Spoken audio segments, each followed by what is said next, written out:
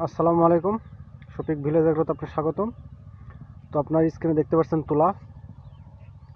আমি মোটামুটি বেশ তুলার ভিডিও দিয়েছি। আজকে আসলাম তুলা তুলতে। এখন বাজে 12:30। তো এর আগে আমি কী করছিলাম, এর আগে আমার একটা ব্যবসা আছে, দোকান আছে, সে দোকানে ছিলাম।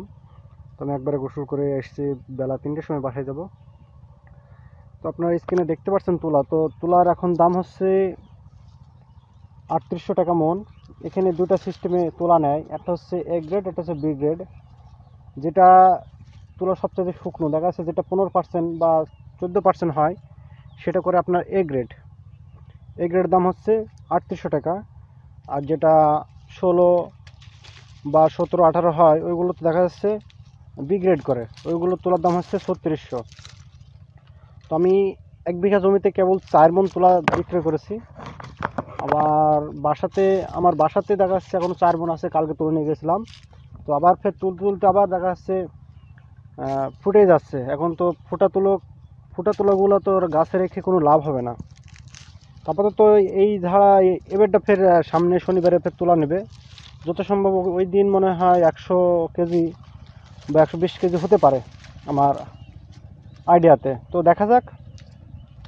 তো 1 বিঘা জমিতে এই বছরে, বিশেষ করে এই বছরে 2022-23-এ 1 বিঘা জমিতে 16 থেকে 17 মণ তোলা হবে আপাতত, মানে আমার ধারণাতে। তো আমার দেখা যাচ্ছে আমার 1 বিঘা জমিতে আমার প্রায় 4 মণ তুলা বিক্রি হয়ে গেছে, 2.5 মণ আছে, তাহলে দেখা 6 মণ এখন আমার গাছে বল আছে। এই যে আমার গাছে বল এখনও আছে, আপাতত যা বল আছে এখন 6 মণ তোলা হবে আমার আইডিয়াতে। এই যে বল তখন সব ফাটেনি, কেবল টুকটাক ফেটেছে, এগুলো আছে। দেখা যাচ্ছে আমি কেবল 6000 টাকা 6 মণ তুলা বিক্রি করেছি, আবার ফের 6 মণ হবে, তাহলে 12 মণ। তাহলে আমি